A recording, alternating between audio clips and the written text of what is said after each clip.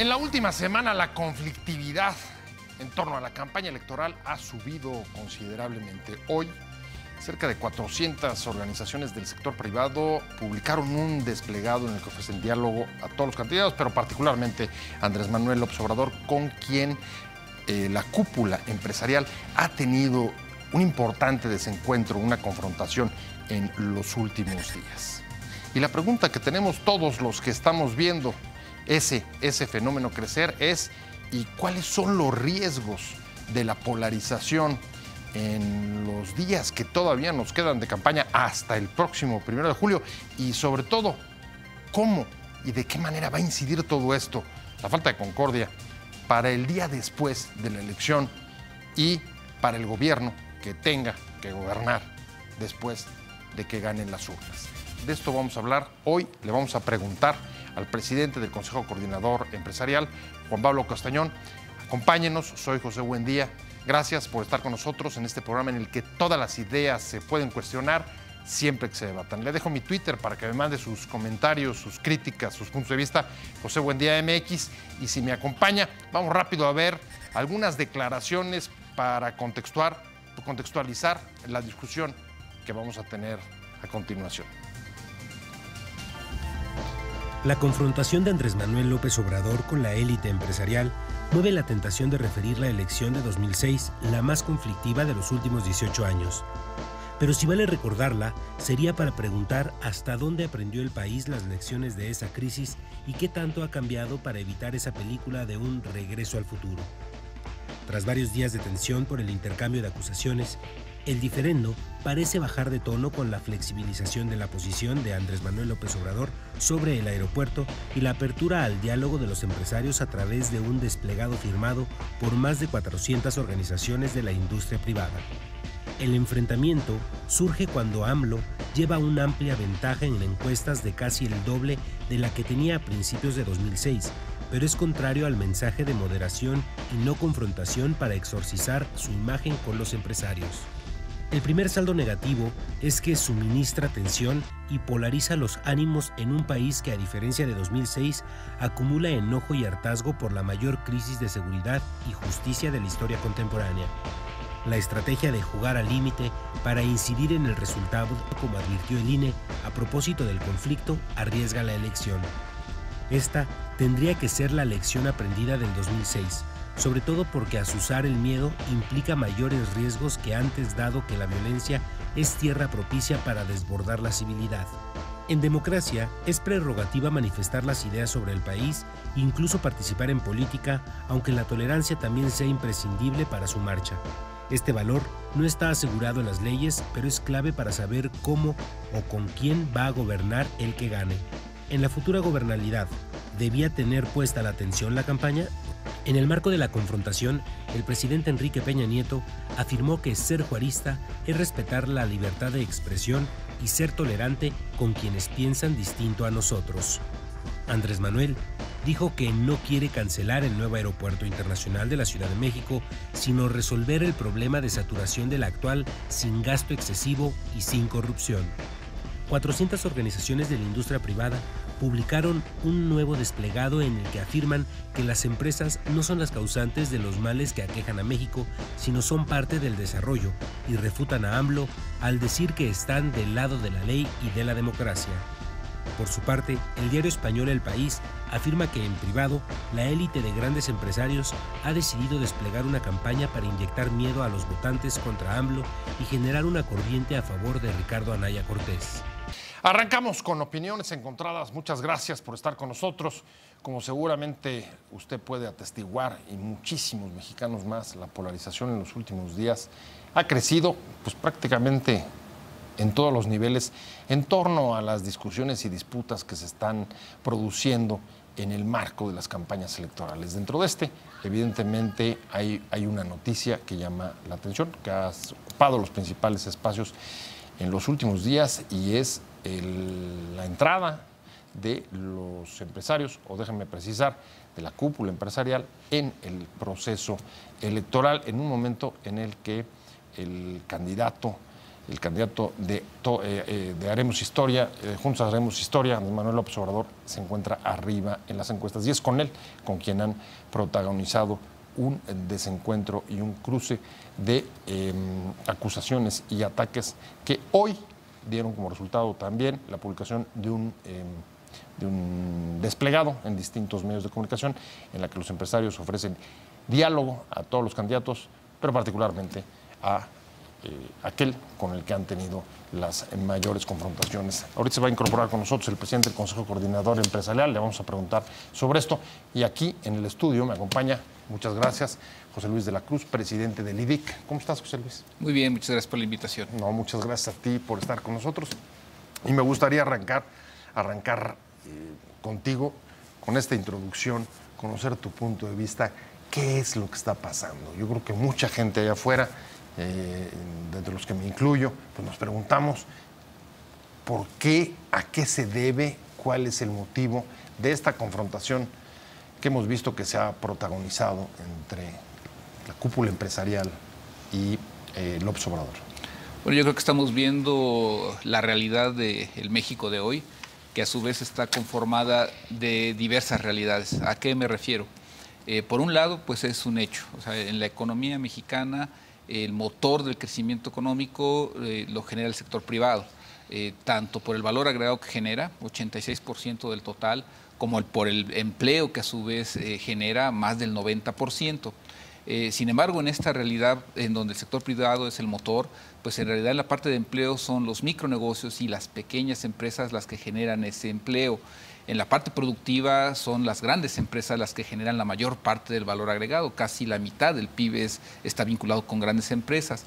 Entonces, en esta parte nos explica este México tan diverso, tan heterogéneo, porque por un lado podemos ver realidades en donde se puede competir con cualquier nación del mundo, pero también realidades de pobreza.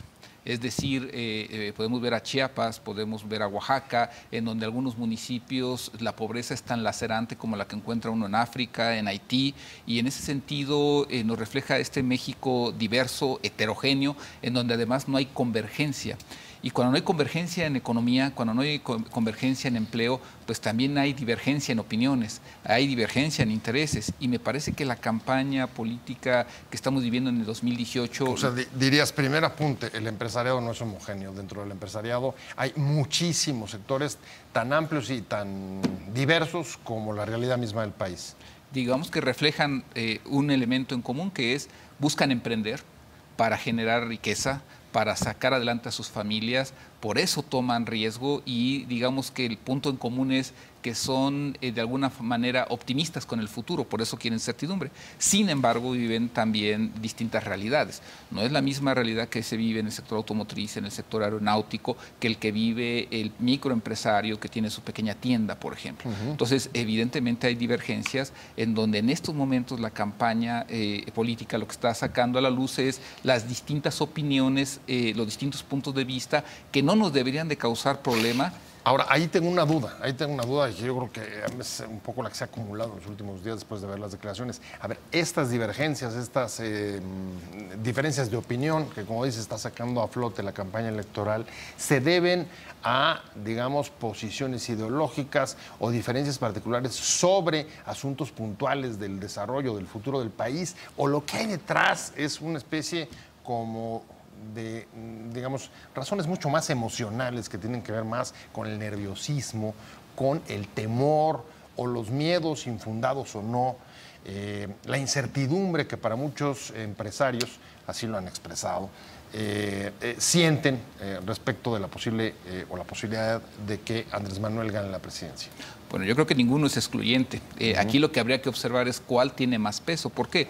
Es evidente, un empresario que ha construido su patrimonio y que ha apostado bajo un cierto entramado institucional, un cierto marco legal, y en donde esas apuestas son de 5, 10, 15 años, pues evidentemente que cualquier elemento que le suene a que puede haber cambios y que en un momento dado transforme la realidad bajo la que él hizo esa inversión, bajo la que él contrató personas, pues evidentemente le causa incertidumbre. Ahora, eso no implica que tampoco dejemos de lado que pueda haber posiciones ideológicas, es decir, evidentemente hay quien, por ejemplo, apuesta a que el libre comercio nos va a seguir generando posiciones, escalando posiciones en la economía mundial. Ahora, por otro lado, hay posiciones que dicen que no. Pero hay cuidado, porque yo no logro ver a ningún candidato, ninguno de los 5, contrario o que tenga unas posiciones reactivas al libre comercio.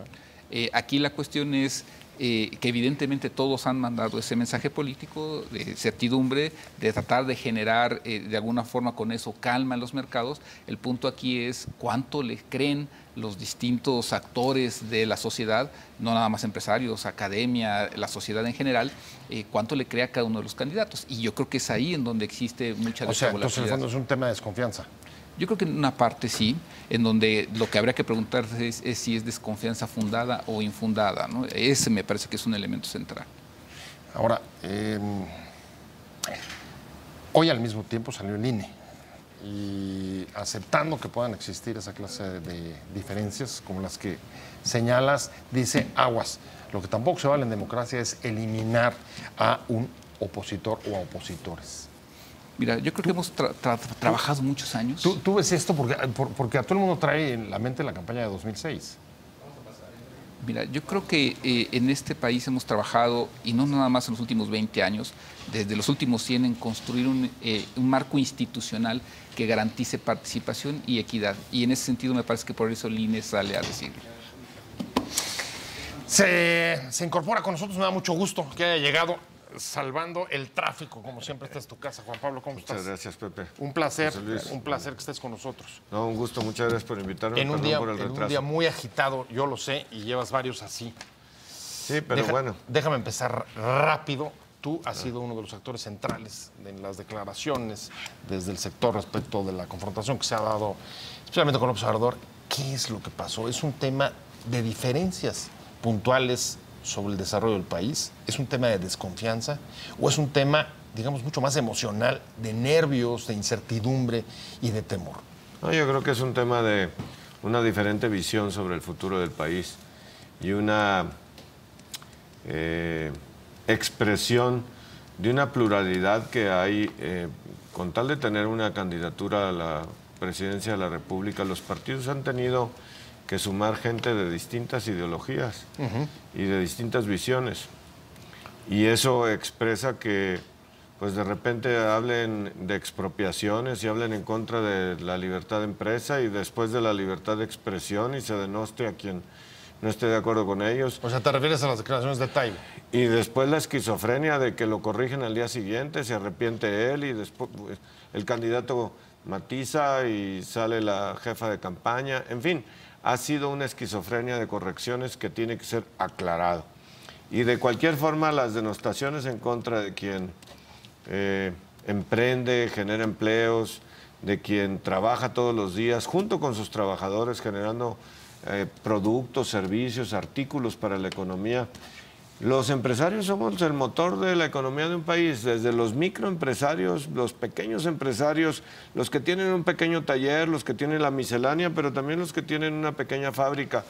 Todos se esfuerzan, hasta los más grandes, en generar valor, economía, producto, participación en el mercado. Es para sentirnos orgullosos de que productos mexicanos, manufactura mexicana sea reconocida en el mundo. Y de repente denostarnos como que somos los causantes de la crisis del país. De la tragedia nacional, dijo. Tragedia nacional. Ahora, pues tenemos que salir nosotros a decir, aquí está el sector privado organizado, puede que haya algunos que estén fuera de la ley, que tienen que ser procesados y castigados, pero el sector privado organizado, las pequeñas, medianas y grandes empresas del país, estamos unidos. Ahora, hoy salieron otra vez con un desplegado que si lo pongo sobre la mesa veo dos cosas. Una, es una invitación al diálogo que parecería tratar de bajar un poco la temperatura, la tensión que se ha dado en las últimas semanas, pero a la vez 400 empresas firmándolo, lo que significa también, digamos, mostrar músculo. ¿Estoy en lo correcto? Y sumando, ¿qué significa lo de hoy? Y sumando, Pepe, y sumando, porque cada hora se van sumando más organizaciones en todo el país. Significa decir, aquí estamos, Nosotros no somos ni sátrapas, ni rateros, ni una crisis para el país. Somos gente que nos levantamos todos los días, que trabajamos con nuestra gente, con nuestros trabajadores. Tenemos 20 millones de trabajadores con prestaciones en el país y hacemos un esfuerzo por salir adelante. Si disentimos, no tenemos por qué ser denostados, porque disentimos para contribuir. Si queremos un mejor país, tenemos que discutir qué país queremos. Y aquí estamos unidos, abiertos a un diálogo, pero respetuoso. Ahora, justo platicaba con José Luis hace un segundo, un poco antes de que llegaras, y uno de los asuntos que también nos llama la atención es, hoy sale el INE y dice, a ver, tranquilos, concordia, tranquilidad, pero al mismo tiempo dice, en una campaña electoral y en democracia no se puede eliminar opositores. Este episodio que estamos viviendo entre empresarios y el observador nos recuerda el 2006. Aquella crisis política que se dio justo por la intervención, digamos, activa de los empresarios dentro de la campaña, junto con el presidente Fox. ¿Tiene algo que ver? ¿Y por qué no podemos intervenir si somos mexicanos?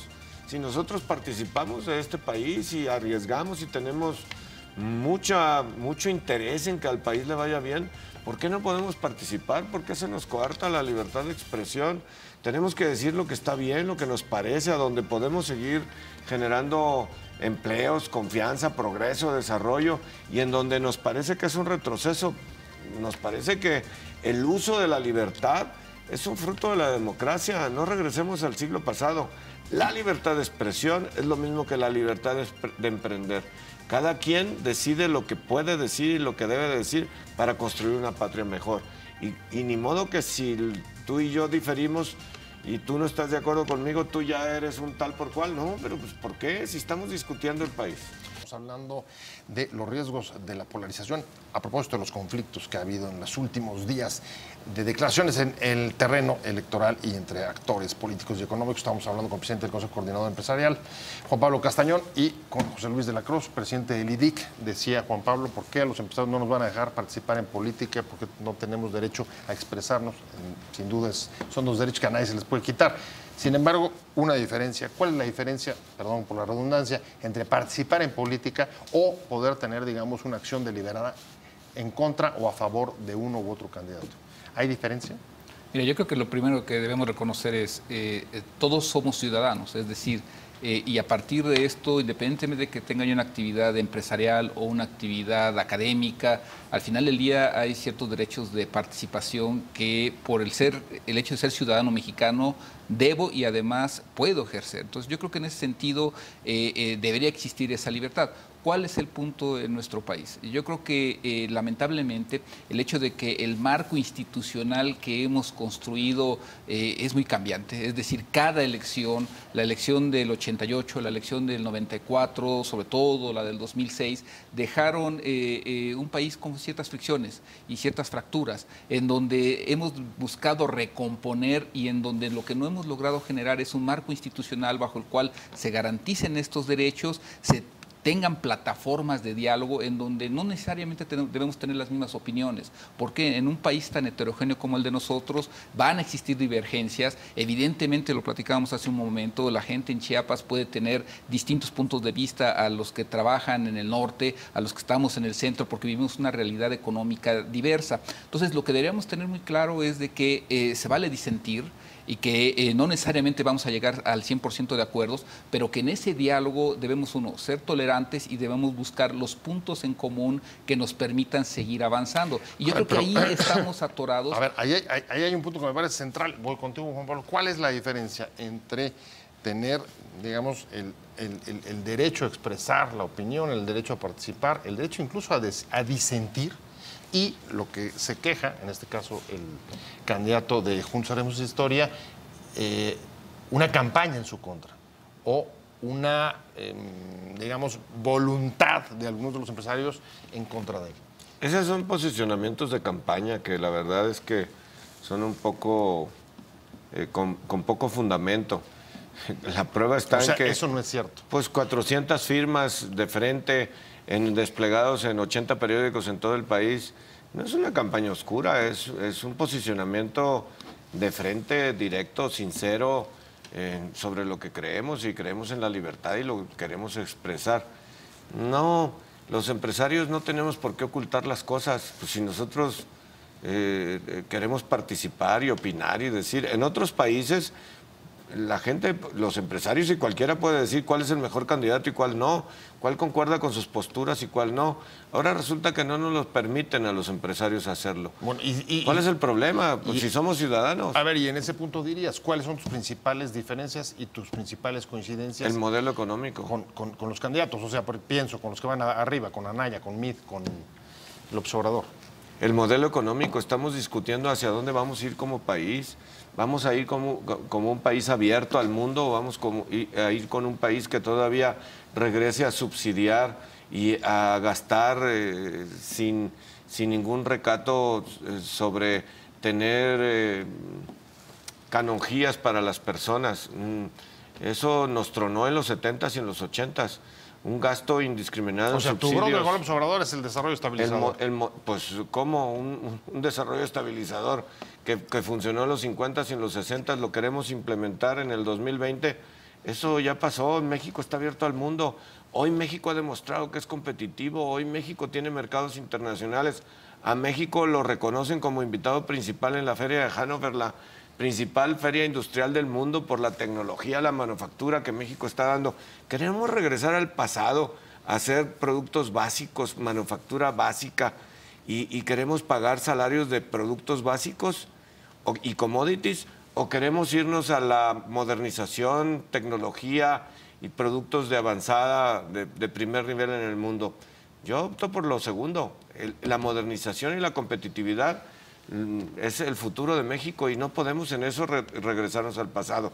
Regresar a un Estado, a un gobierno que sea empresario, que controle los precios y que expropie las empresas, por favor, aunque lo aclaren con 44 palabras, tienen que aclararlo en su visión de país para que quede claro cuál es el compromiso con la economía. O sea que esto son dos cosas, una falta de claridad, ustedes sienten falta de claridad en los planteamientos, confusión y además, en todo caso, desacuerdo con planteamientos como esos. Y libertad de expresión, Pepe, que no se olvide.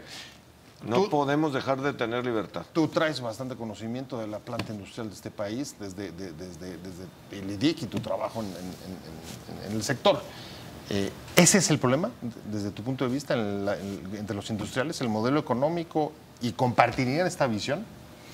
Mira, yo creo que hay algo muy claro en este momento. O sea, la parte industrial, o sea, no existe ningún país desarrollado que hace un tiempo no fuera etiquetado como industrializado. Es decir, el camino al desarrollo de México pasa por una industria. ¿Qué es lo que hoy requiere el desarrollo industrial? Lo que algunos llaman la mentefactura, que son procesos de alto valor agregado. ¿Qué requiere ese? Educación de calidad. Educación de calidad a niveles técnicos y de ingeniería. Entonces, lo primero que se tiene que proponer es un sistema educativo acorde con una modernización de la industria. Dos, que esa modernización de la industria llegue del norte y centro del país hacia el sur-sureste. Y en ese planteamiento, ¿el tema del modelo económico es el problema? Mira, yo creo que aquí sí hay un elemento que nos parece debe de plantearse, es la apertura comercial ya está dada, la globalización ya está dada, ahora lo que tenemos que garantizar es que esa llegue a todo el país. Ya una parte se insertó exitosamente, el Bajío, el norte, pero el sur-sureste mantiene un rezago. Entonces a mí me parece que lo que sigue para México es generar un modelo económico que aproveche la globalidad, aproveche el desarrollo industrial, incruste a través de un sistema educativo moderno, reitero, enfocado en tecnología, hacia el sur-sureste, para con eso generar movilidad e inclusión social. Y ahí yo coincido, el gasto de gobierno nunca va a ser suficiente para sacar de la pobreza a los 53 millones de mexicanos. Solo a través de la actividad productiva y un modelo que reconozca esta realidad y el papel que ahí debe de tener la colaboración público-privada será suficiente para sacar a México del crecimiento de 2,5% y llevarlo al 5%. Ahora, en cualquier caso, para lograr eso, el próximo gobierno va a tener que empezar en un ambiente en el que, pues, después de las urnas, si va como hasta ahora las cosas, la tensión y la polarización puede crear dificultades. Y no sé si estamos poniendo los ojos justo en el día después de gobernar. De estos últimos días, en efecto, ha subido la temperatura electoral, conflictos y, sobre todo, la polarización. ¿De qué manera? ¿Cuáles son los riesgos de la polarización? ¿De qué manera esto se proyecta en las posibilidades de gobernanza después del 2 de julio, donde todos los que estamos hoy vamos a seguir aquí, en este mismo lugar, y tendremos que tener, digamos, concordia para poder salir adelante. Estamos hablando con José Luis de la Cruz de la DIDIC, Juan Pablo Castañón, presidente del Consejo Coordinador Empresarial, los riesgos de la polarización que estamos viviendo, Juan Pablo, y cómo se proyectan para las posibilidades de gobierno después del 1 de julio. Es muy lamentable que en plena campaña electoral tengamos discursos de polarización. Esto nos divide, esto se hace un discurso de buenos y malos. Esto redundará en una ruptura social que es peligrosísima, Pepe, independientemente del resultado electoral. Tenemos que crear un discurso de unidad, de visión hacia dónde vamos. No podemos tener un discurso de los buenos contra los malos, de los que están bien con los que están mal, y que hay que acabar unos a otros y a ver quién ganó para que haya revanchismo después. Hay una alta responsabilidad de los que estamos hoy haciendo uso de la voz pública, sobre todo de los candidatos, de generar unidad de visión hacia el México del futuro. Y ves, por ejemplo, hoy, digamos, la moderación de algunas posiciones, como por ejemplo respecto del aeropuerto, en el caso del observador, o en el desplegado de ustedes, las declaraciones, por ejemplo, de Coparmex, diciendo que hay que archivar ya esa pelea. ¿Ves un ánimo, digamos, de bajarle 3 rayitas al asunto para bajar y desinflar el asunto? Depende de la otra parte. Si la otra parte sigue insistiendo en modelos económicos que ya son del pasado y que harían grave daño, nosotros tendremos que seguir levantando la voz. Si la otra parte quiere acercarse y construir juntos, estaremos para la construcción, como lo hemos hecho con los otros candidatos, con Mid, con Margarita, con Anaya. Incluso estamos trabajando en pro de tener visiones compartidas. Incluso el viernes pasado con el mismo Bronco. Hay que trabajar y hacer que la gente tenga opciones de trabajo para progreso, para desarrollo, y que el gobierno que en turno, el que gane, cumpla con lo que corresponde: seguridad, combate a la corrupción y trabajo para que las personas tengan salud, tengan educación y tengan una pensión digna en su vejez. O sea, en el caso de este conflicto, en el fondo acusarían, digamos, de intolerancia de la otra parte para explicar el por qué se produjo el conflicto. Pues yo acusaría a la madurez política y decir, o queremos estar juntos o vamos a seguir polarizándonos. Estamos en procesos electorales. En los procesos electorales los candidatos están buscando el voto de las personas y ahí demuestran qué es lo que quieren hacia el futuro. Hoy nos tienen que escuchar, estar con nosotros, buscar cómo hacemos alianzas hacia el futuro e inspirar hacia un México mejor. Y lo que yo, en lo personal, como dirigente de los empresarios en México, esperaría es que vayamos en la concordia, no en la división y en la denostación, de ninguna manera. ¿Qué tendrían que poner, en este caso, de su lado los empresarios para desinflar o bajar un poco la presión, la tensión? La mano tendida de estar siempre en el diálogo respetuoso, constructivo, pero también con la caballerosidad de decir, si disentimos, construimos. No siempre el que disiente es un enemigo. José Luis, yo creo que ahí ¿ves el riesgo grave de rupturas en la polarización? ¿Ves que pueda crecer si no hay una mano tendida y una disposición a responder? Mira, yo creo que hay los suficientes temas relevantes en el país para que exista esa animosidad en los liderazgos políticos y empresariales de encontrar puntos en común. Precarización del empleo, pobreza, precarización de la parte empresarial, que también está enfrentando un entorno muy complicado, corrupción, inseguridad, por citar algunos. Es decir, tenemos elementos para conformar una agenda mínima en donde se llegue a consensos y se trabaja sobre ellos. Son suficientes retos. ¿Qué riesgo existe? Pues que lo que están diciendo, ¿coincidirían en eso? Además del modelo económico, ¿hay puntos en los que podrían encontrar convergencias con todos los candidatos, incluso con López Obrador? ¿En esa materia? Si es a través de la pequeña empresa, de la libertad, de la creatividad, de la innovación, si es a través del uso respetuoso de los recursos públicos, de continuar un modelo de apertura, de libertades y de tener un modelo que atienda la seguridad de raíz, no que pacte con los malosos, pues encontraremos... Ahora, ¿se puede en un ambiente, digamos, de confrontación, efecto de polarización y también de guerra sucia, como han acusado no solamente él, sino otros candidatos? ¿Se puede lograr eso? Pues si hay madurez política, por supuesto, México requiere de unidad. José Luis. Mira, los retos que enfrentamos son, además de los internos, estamos renegociando un tratado de libre comercio, tenemos enfrente la firma de un TPP, Es decir, México lo que tiene que encontrar son puntos en común para crecer más rápido y resolver los rezagos que hemos acumulado.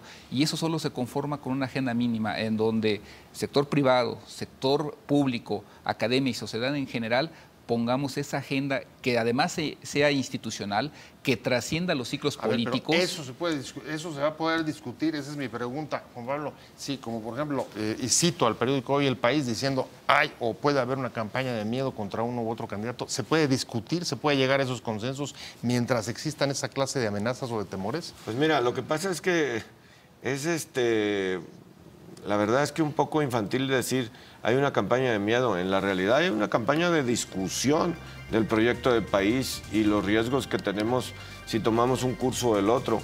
Eso hay que discutirlo profundamente y con madurez, sobre la mesa.